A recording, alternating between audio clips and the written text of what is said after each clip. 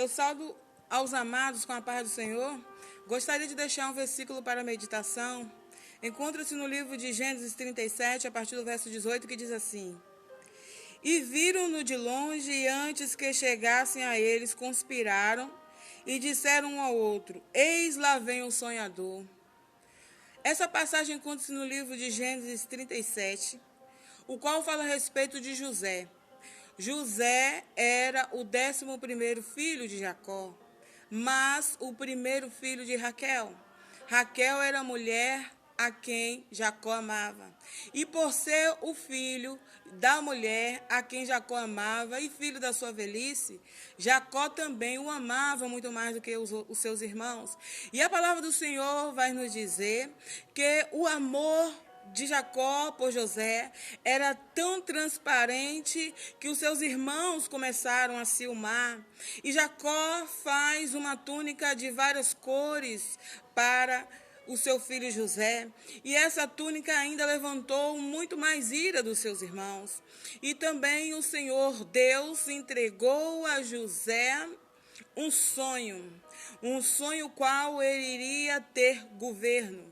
Ou seja, ele ia passar a ter domínio sobre povos e nações e as pessoas se inclinariam diante dele.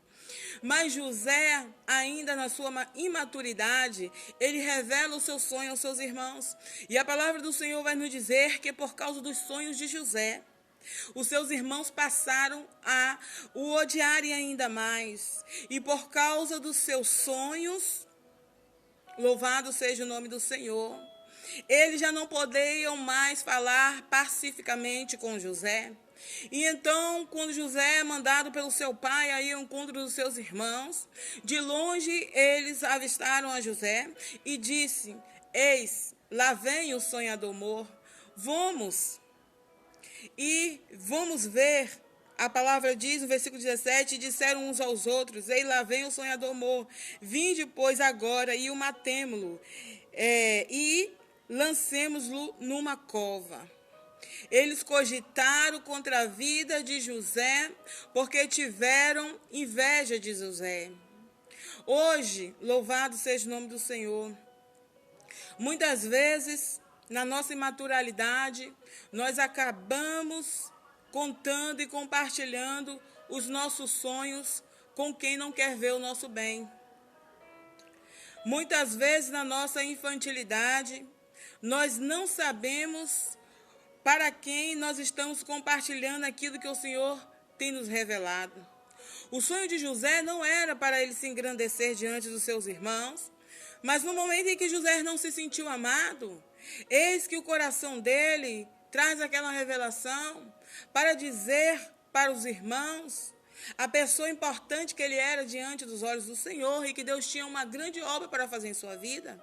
Mas os irmãos deles não compreenderam. Mas nós vamos ver mais tarde, depois que José ele é vendido como escravo, ele vai para a casa de Potifar e ali o Senhor dá graça a José. José, ele vai ser injustamente acusado e por causa disso, ele vai para o calabouço de Faraó, mas ali também a graça do Senhor o alcança e o dá livramento. E então, quando José, ele é lembrado, e a palavra do Senhor vai dizer que o próprio Deus deu sonhos a Faraó, o qual nenhum sábio de todo o reino pôde interpretar. E naquele momento, José, ele é levado diante da presença do Faraó. Mas quando José, ele chega diante da presença do Faraó, sem as suas roupas de cativeiro, com a sua barba feita, a palavra do Senhor vai nos dizer que ele já tinha a maturidade e a esperança e a confiança dele. Já não vinha mais da sua circunstância, já não vinha mais daquilo que ele estava vivendo, nem da dor que ele estava passando, por ter sido vendido como um escravo pelos seus irmãos, por ter sido acusado de algo que ele não fez, porque José ele era um homem fiel. E naquele momento, que ele se encontre diante da presença de Faraó, ele não trouxe a glória para si. Antes, ele disse que o sonho era de Deus e também de Deus a sua interpretação, e fez com que o nome de Deus fosse louvado. E naquele momento em que ele se apresentou diante de Faraó e pôde trazer a interpretação, ele disse que a sabedoria não era dele, mas a sabedoria era de Deus. E aquele acontecimento na vida dele foi para honrar o nome do Senhor. E naquele momento o Faraó reconhece que na vida de José havia algo diferente, porque repousava sobre José o Espírito Santo do Senhor. Muitas vezes, nós, em meio às nossas dificuldades e aflições, nós acabamos compartilhando os nossos sonhos com quem não quer nos ver bem.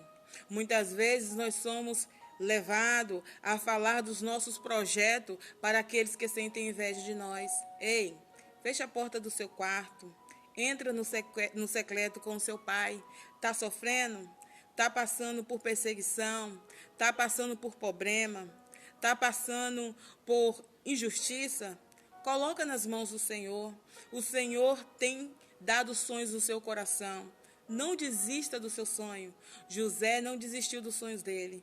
E por mais que fosse difícil a situação que José vivia, a confiança dele não estava nas adversidades, nem nos problemas, nem no local onde ele se encontrava, porque Deus abençoou José grandemente. E tudo aquilo que ele fazia, ele era bem sucedido. Apesar das voltas, idas que ele teve na vida dele, ele foi um jovem que aprendeu a confiar no Senhor.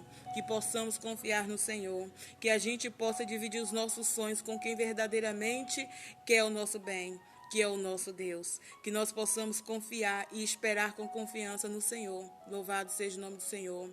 Ei, essa porta aí que fecharam para você, se foi fechada pelo homem, é porque Deus não abriu. Se você perdeu algo na sua vida, é porque não vinha de Deus.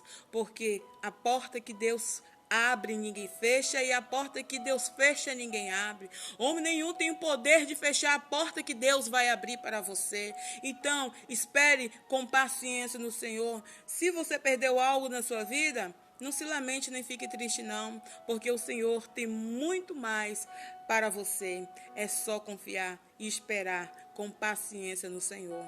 Porque se a porta se fechou, então ela não foi aberta por Deus. E se ela se fechou, é porque não era para você. Espere com paciência no Senhor. Compartilhe com Ele os seus sonhos, que Ele fará infinitamente muito mais do que o que você pode imaginar. Amém? Fica com Deus, a graça e a paz.